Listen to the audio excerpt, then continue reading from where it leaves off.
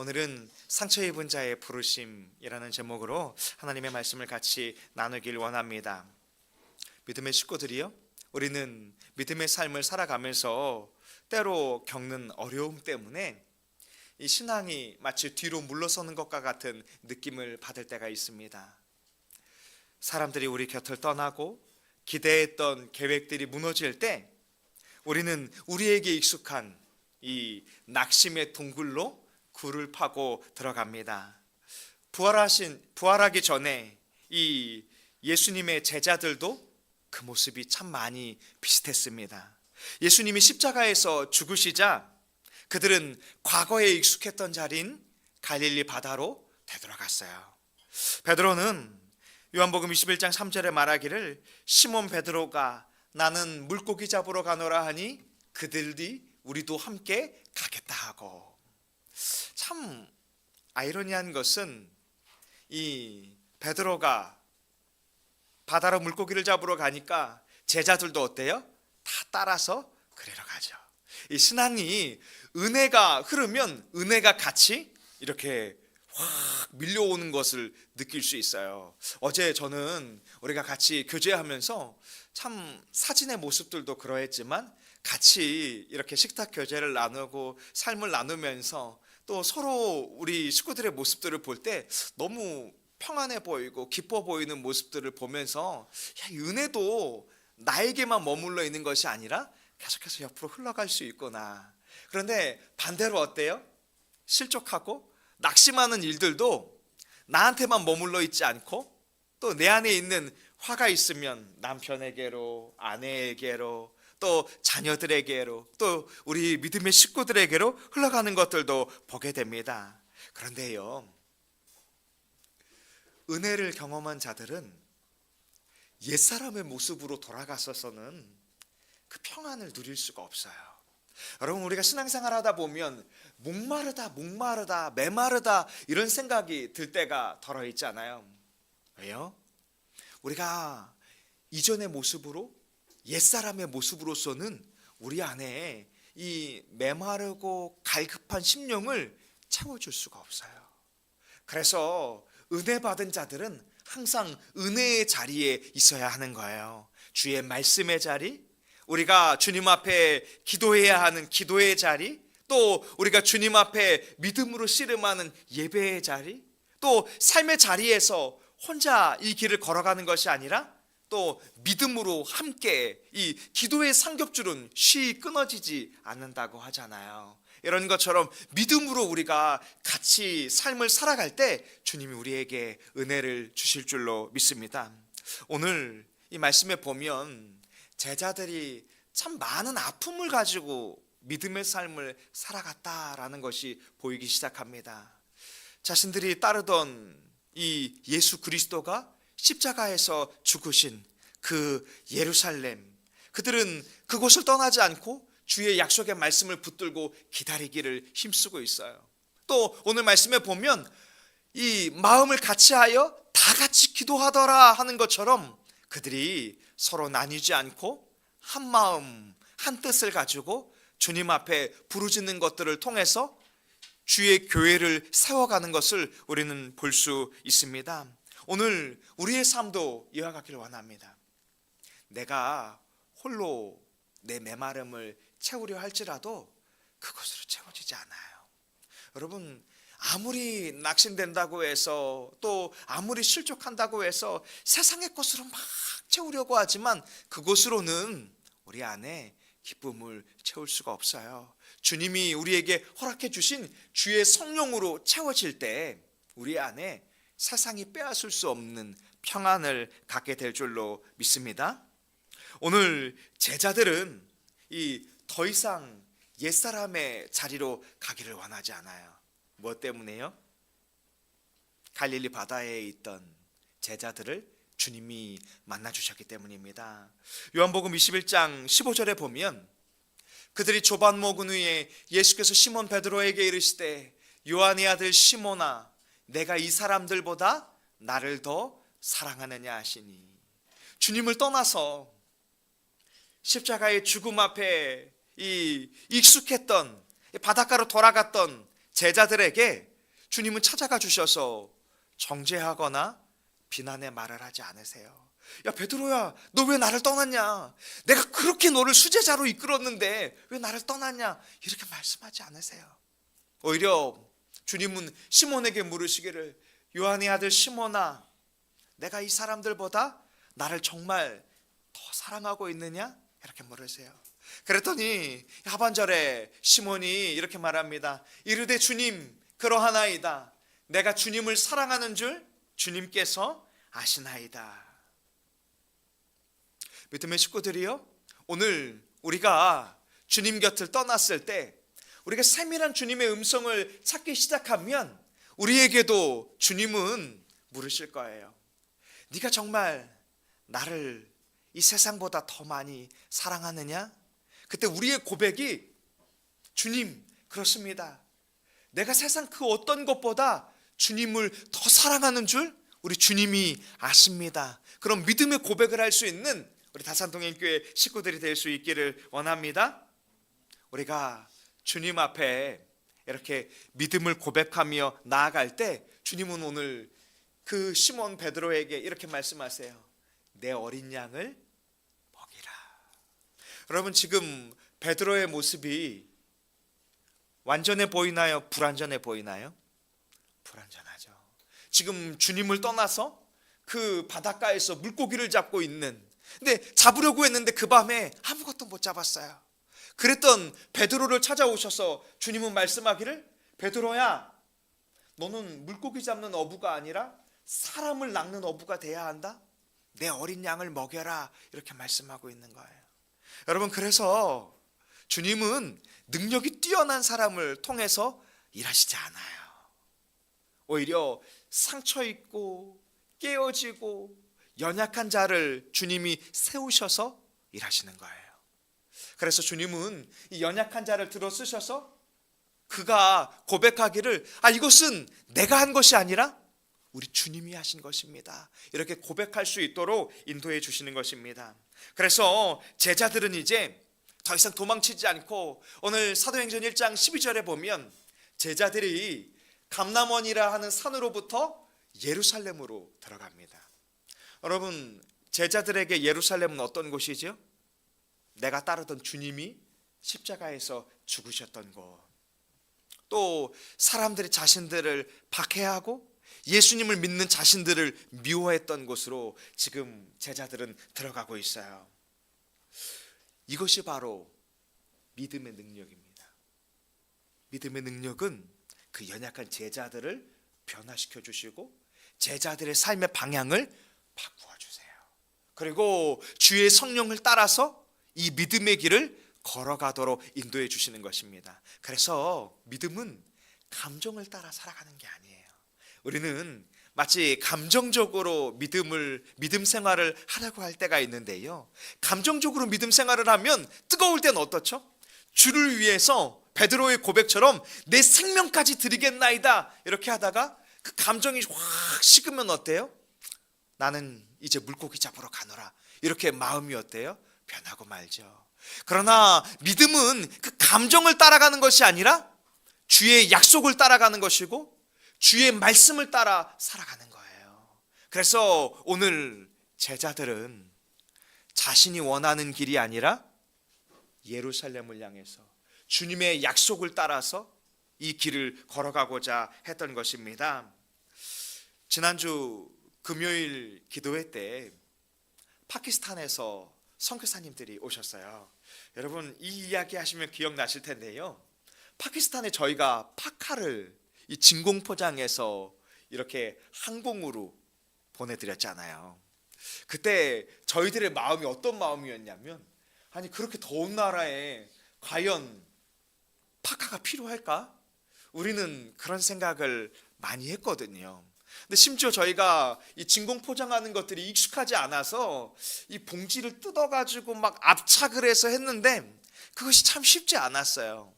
그런데 그것을 전해받은 선교사님들께서 지난 금요일에 오셔서 간증을 하시는데요, 이 파키스탄 지역은 이 너무나 더운 지역인데 요즘 기후가 급격하게 변하기 시작해서 한 16도, 15도 정도의 이 낮은 기온이 올 때가 있다고 해요. 여러분, 우리는 15도 하면 어때요? 서늘하고 이렇게 시원한 느낌이 들잖아요.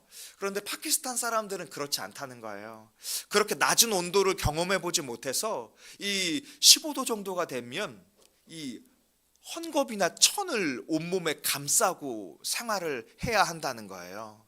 그런데 너무나 감사하게도 이 파키스탄 지역에서 가장 추웠을 그때 이 겨울 파카가 그들에게 도착이 되었다는 거예요.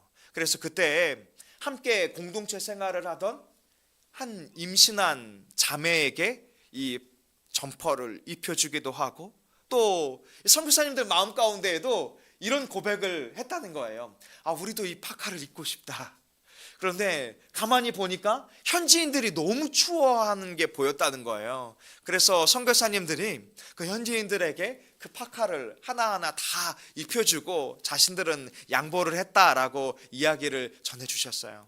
근데 또 하나 너무나 안타까웠던 것은 주변국들로부터 이렇게 입었던 재활용되는 옷들이 한 번씩 전해져 온대요. 그런데 그 옷들은 너무나 무겁고 입어도 이 추위가 가시지 않는다는 거예요.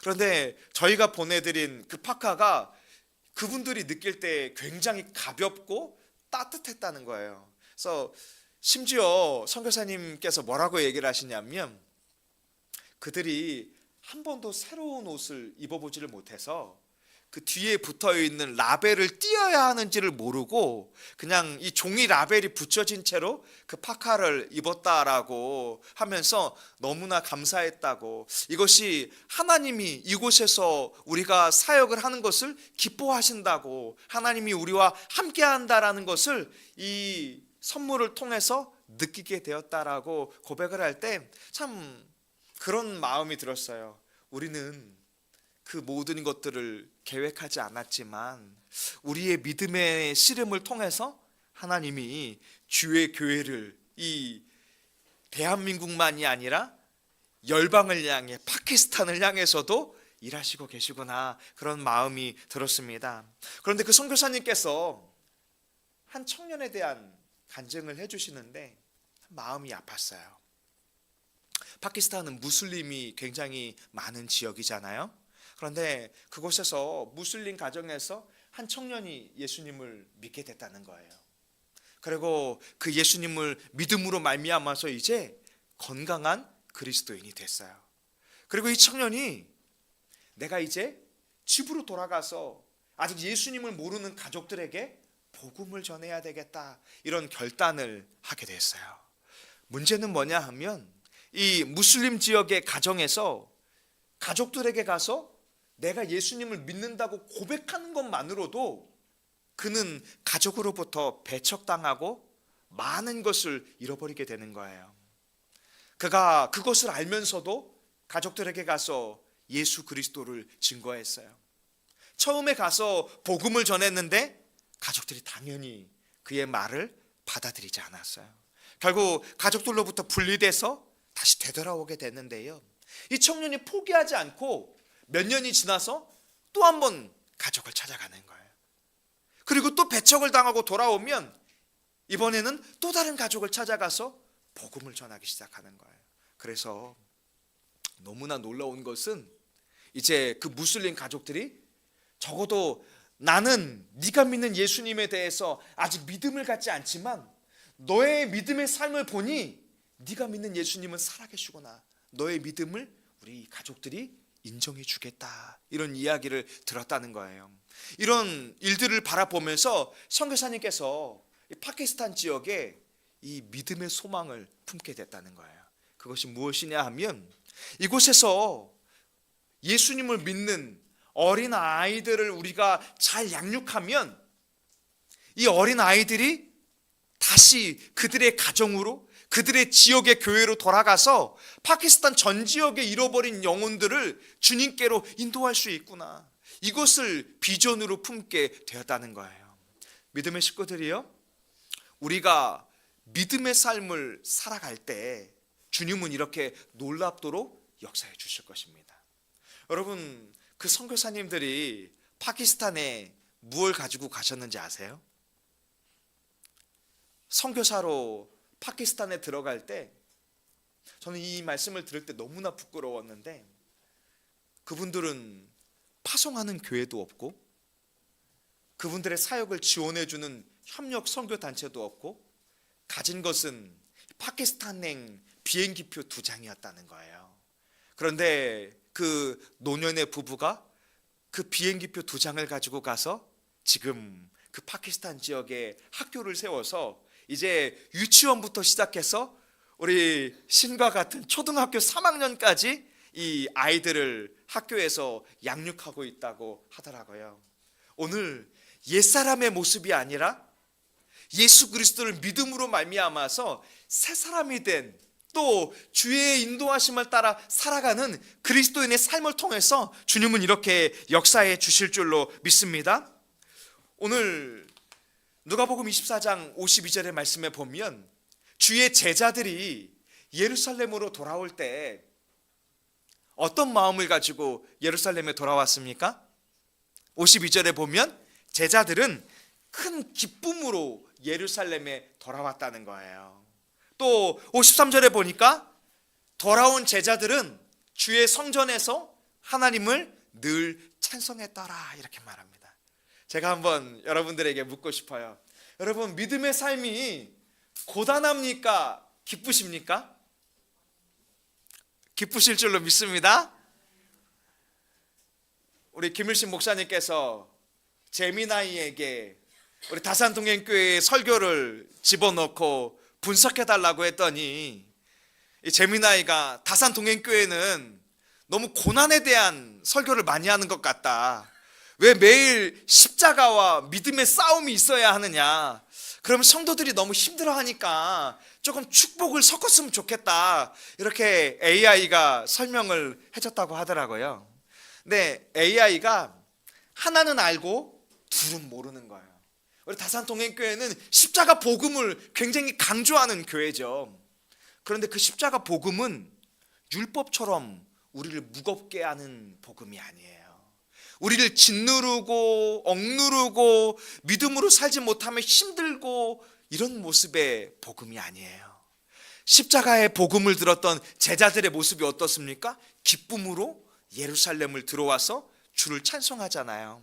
오늘 우리에게 있는 이 십자가의 복음 때문에 우리가 위로를 얻고, 우리에게 있는 이 십자가 복음 때문에 우리가 이 땅에서 소망을 갖게 되고 믿음의 삶을 살게 되는 것입니다. 그래서 이 주의 제자들은 그 복음을 붙들고 예루살렘에 와서 주를 찬양하고 이 믿음의 길을 걸어갈 수 있게 된 거예요.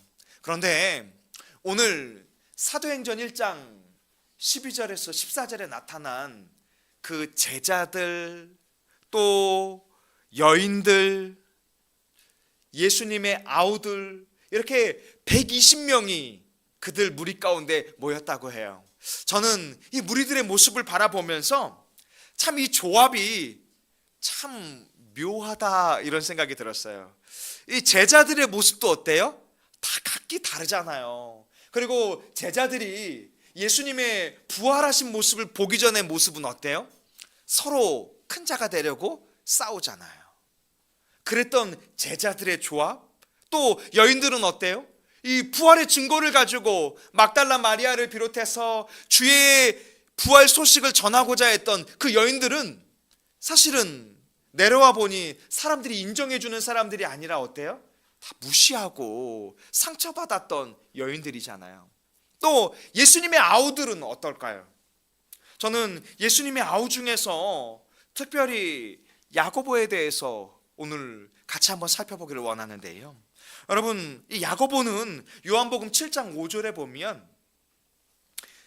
이는 그 형제까지도 예수를 믿지 아니함이더라. 예수님을 믿지 않았던 사람이에요. 심지어 야고보와 그의 아우들은 예수님을 향해서 미친 것 아니냐, 이런 정신 나간 것 아니냐, 예수님을 붙들고 우리 집으로 데려가야 되겠다, 예수님을 정신 이상자 취급했던 동생이었어요. 그런데 이 야고보가 부활하신 예수 그리스도를 만나고 난 다음에 그의 모습이 완전히 바뀌게 됩니다. 야고보서 1장 1절에 보면 하나님과 주 예수 그리스도의 종 야고보는 자신을 고백하기를 나는 예수 그리스도의 종입니다. 예수님은 나의 주인이십니다. 이런 믿음의 고백을 하기 시작했어요. 여러분, 야고보의 별명이 혹시 뭔지 아십니까? 야고보는요, 특별히 낙타 무릎을 가졌다 그래요. 뭐 때문에요? 바닥에 무릎을 꿇고 기도한 것 때문에. 이후에 야고보는 이 예루살렘 교회의 지도자가 되어서 기도로 그 교회를 지켜내고 또 복음으로 그들의 삶을 변화시키는 그 믿음의 삶을 힘썼잖아요. 오늘 이 믿음의 공동체의 모습은 바로 이런 모습이에요. 여러분, 공동체의 옆 식구들을 한 분씩 한번 살펴보세요. 완벽한 사람은 단 한 분도 계시지 않을 거예요. 공동체는 완벽한 사람들이 모여 있는 곳이 아니에요. 상처 입은 사람들이 모여서 서로의 아픔을 싸매어 주는 곳입니다. 야고보의 불신을 품어주고 제자들의 배신을 용납해주고 나의 상처가 회복된 자는 이제 그 부르심을 따라 그 믿음의 길을 걸어가는 것입니다. 오늘 우리 다산 동행교회가 그런 교회가 되길 원합니다. 이 땅의 어두움 가운데 주의 빛을 비춰줄 수 있는 교회, 모두가 소외되고 아파하는 그 지체를 외면하지 않고 그들을 향해서 먹을 양식을 내어줄 수 있는 교회, 생명의 말씀을 내어줄 수 있는 교회, 잃어버린 한 영혼을 살릴 수 있는 교회가 될 수 있기를 원합니다. 너무나 감사한 것은 지금 다산 동행교회는 처음 주께서 세우신 그 부르심대로 그 길을 가고 있어요. 사실 지금 한국교회에 주일학교 아이들이 복음화율이 굉장히 낮다고 많이 하잖아요. 그런데 저희 교회는 퍼센트가 작년과 주일학교의 퍼센트가 거의 1대1인 것 같아요. 참 희한한 교회죠. 그것은 반대로 이야기하면 주께서 은혜를 주시고 있다는 거예요. 그리고 지금 이 지역에 어떻게 보면 한 학년에 2번밖에 없는 아이들이 많이 없는 이 지역에 그 아이들을 주님이 교회로 부르셔서 예수 그리스도의 복음을 듣게 하여 주시고 그 복음으로 말미암아서 그리스도의 제자가 될 수 있도록 지금 주님이 일하고 계신 거예요. 또 그것만 있을까요? 이곳에 와서 예수님을 처음 알게 되고 믿게 된 지체들, 또 예수님을 멀리했다가 다시 회복된 지체들, 또 예수님으로 말미암아서 소망을 갖게 된 믿음의 식구들이 이곳에 모여 있잖아요. 이처럼 주의 몸된 공동체는 이렇게 주의 부르심을 따라서 주님이 기뻐하는 길을 따라서 걸어가야 할 줄로 믿습니다. 그런데 누가는 오늘 이 사도행전의 말씀 가운데 의도적으로 제자들 사이에 가룟 유다의 빈자리를 이야기하고 있어요. 시작은 믿음의 길을 함께 걸었지만 끝까지 완주하지 못했던 가룟 유다. 베드로는 이 아픔을 하나님의 말씀을 근거로 해서 다시 교회를 세워가기 원합니다. 오늘 이 말씀을 바라보면서 우리가 이 땅을 살아가는 성도의 모습을 한번 돌아봤으면 좋겠어요. 여러분, 우리는 이 믿음의 길을 시작하되 끝까지 완주해야 합니다. 바울은 데마를 향해서 이렇게 이야기했어요. 데마는 이 세상을 사랑하여 나를 버리고 데살로니가로 갔고. 사실 여기서 나오는 데마는 많은 서신서에서 그 교회들에게 무난했던 정말 중심적인 역할을 했던 사람이었어요. 그런데 그가 세상을 사랑하자 그 길에서 이탈하고 말았던 것입니다. 그래서 바울은 이 믿음의 길에 대해서 이 사도행전 20장에 보면 주 예수께 받은 사명, 그 은혜의 부르심을 위해서는 나의 생명조차 아끼지 아니하노라 하면서 이 믿음의 길을 위해서는 우리가 멈추지 않고 끝까지 이 믿음의 완주를 해야 한다라고 우리에게 가르쳐주고 있는 것입니다. 여기에 대해서 이제 베드로는 이 비워져 있는 이 사도의 이 빈자리에 대해서 주의 말씀을 통해서 다시 일으키길 원합니다. 16절에 보면 형제들아, 성령이 다윗의 입을 통하여 예수 잡는 자들의 길잡이가 된 유다를 가리켜 미리 말씀하신 성경이 이미 응하였느니라. 이 사람은 본래 우리 수 가운데 참여하여 이 직무의 한 부분을 맡았던 자이지만 불의의 길을 따라 이제 죽음에 이르렀으니 시편에 기록되었을 때 이 직분을 이 타인이 취하게 하소서 하신 이 말씀이 오늘 이루어져야 할 것이니라 말하고 있어요. 지금 베드로가 감정적으로 움직이는 것이 아니라 주의 말씀을 따라 교회를 세우고자 하고 있는 거예요. 예루살렘의 이 120명의 성도들을 비롯해서 이제 초대교회가 세워지기 위해서 준비되어져야 하는 이 매우 중요한 시기 가운데 주의 성령이 임하기 전에 이 12사도의 그 빈자리 하나를 지금 말씀으로 채우기를 원하는 거예요. 기준이 있는데요, 21절에 보면 요한의 세례로부터 우리 가운데에서 올려져 가신 날까지 주 예수께서 우리 가운데 출입하실 때에 항상 우리와 함께 다니던 사람 중에 하나를 세워 우리와 더불어 예수께서 부활하심을 증언할 사람이 되게 하여야 하리라 하거늘.